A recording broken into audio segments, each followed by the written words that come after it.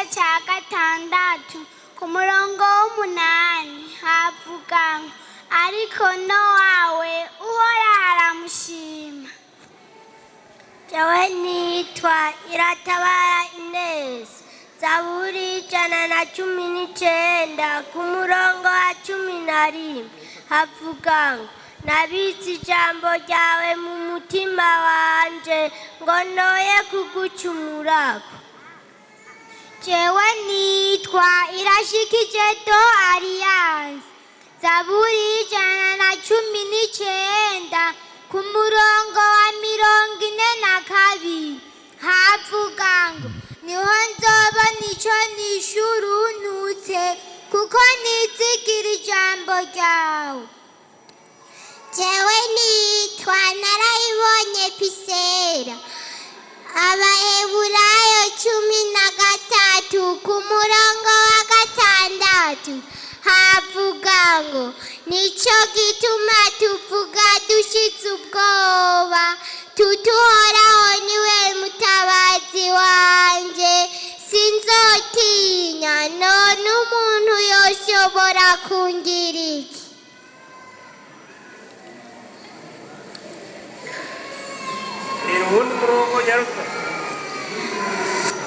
Zaburi 150 ku murongo wa 6 havuga ngo igihumeka cyose nigishima Uhoraho, haleluya.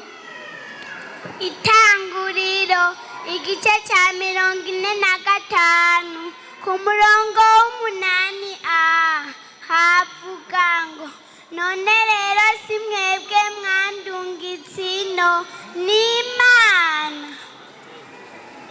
Luka igice cya mbere ku murongo wa 37 havuga ngo kuko ata jambo rivuye ku Mana ribura ububasha. Luka igice cya mbere ku murongo wa 13 havuga ngo umumarayika aramubwira ati ntacyo utinya Zakariya, kuko ibyo wasabye byumviswe, umugore wawe Elizabeti azokubyarira umuhungu uzumwite Yohana. Matayo igice cya 3 ku murongo wa 2 havuga ngo mwihane kuko ubwami bwo mw'ijuru buri hafi. Abanyefeso igice cya 6 ku murongo wa 1 havuga ngo bana mwumvire ababyeyi banyu mu mwami wacu kuko ibyo ari byo bigororotse. Zaburi 119 ku murongo w'105 havuga ngo ijambo ryawe ni itara rimurikira ibirenge byanje, ni umuco umurikira mu nzira zanje. Zaburi 119 ku murongo wa 30 havuga ngo mpisemwo inzira yo kuba umwizigirwa. Matayo igice cya 2 ku murongo wa 17 havuga ngo niho ibyavuzwe na Yeremiya yavugishwa n'Imana byashikiye. Zaburi ya 23 ku murongo wa 1 havuga ngo Uhoraho niwe mungere wanje sinzokena. Zaburi ya 37 ku murongo wa 3 havuga ngo wizigire Uhoraho ukora ibyiza, guma mu gihugu ushishikare iby'ukuri. Abanyefeso igice cya 4 ku murongo wa 26 havuga ngo nimwaraka ntibibakoreshe icyaha izuba ntirirenge mukiratse. Luka igice cya 19 ku murongo wa 10 havuga ngo kandi umwana w'umuntu yazanywe no kurondera no gukiza icyari cyarazimiye.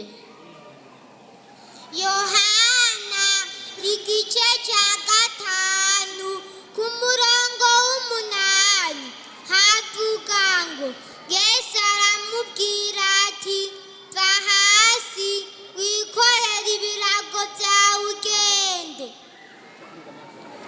Matayo igice cya 4 ku murongo wa 3 havuga ngo umugeragezi aza kuri we ati niwaba uri umwana w'Imana mbwira aya mabuye acike imitsima. Mariko igice cya 16 ku murongo wa 15 havuga ngo Yesu arababwira ati muje mu bihugu byose mwigisha abaremwe bose ubutumwa bwiza. Mariko igice cya 16 ku murongo wa 6 havuga ngo ndazi yuko murondera Yesu umunyanazareti umwe yabambwa none yazutse ntari hano ehera aho bari bamushize. Habakuki igice cya 2 ku murongo wa 1 havuga ngo nzohagarara nshibamye ku munara wo gushibamako nkenguze icyari bumbarire n'icyo ndi bumwishure ku bw'amaganya yanjye. Matayo igice cy'indwi ku murongo w'indwi havuga ngo musabe muzohabwa murondere muzoronka muramutse muzokugururirwa. Yohana igice cya 3 ku murongo wa 16 havuga ngo kuko urukundo Imana yakunze abari mu isi ariko rwatumye itanga umwana wayo w'ikinege ngo uwizera wese ntazapfe rubi ariko ahabwe ubugingo budashira. Zaburi y'ijana na 19 ku murongo wa 30 havuga ngo mpisemo inzira yo kuba umwizigirwa. Imigani igice cya 13 ku murongo wa 1 havuga ngo umwana w'ubwenge ashyira umutima ku gutozwa indero nziza na se ariko umucokoranyi ntiyumvira igihano. Matayo igice cy'indwi ku murongo wa 4 havuga ngo wobwira ute mugenzawe uti zana ngutosora akabango kari mu jisho rya mugenzawe nawe ufise inkingi mu jisho ryawe wandyaryawe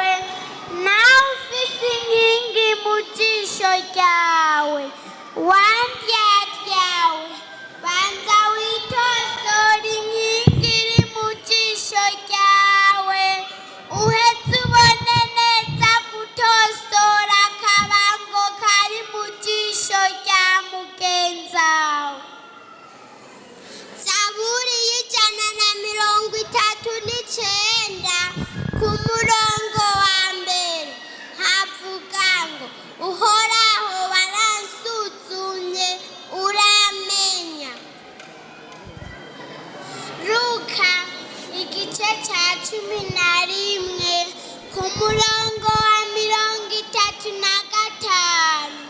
havuga ngo nuko wirabe yuko umuco uri muri wewe atari umwiza.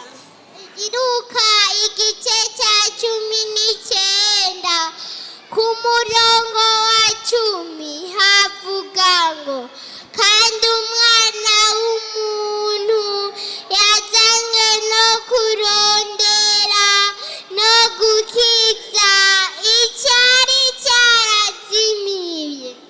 Imigani igice cya 1 ku murongo wa 10 havuga ngo mwana wanjye abanyabyaha ntibakosha ntukemere. Zaburi ya 1 ku murongo wa 1 havuga ngo hahirwa umuntu atagendera mu nama z'ababi, adahagarara mu nzira z'abanyabyaha, aticarana n'abacokoranyi. Abaheburayo igice cya 13 ku murongo wa 6 havuga ngo nicyo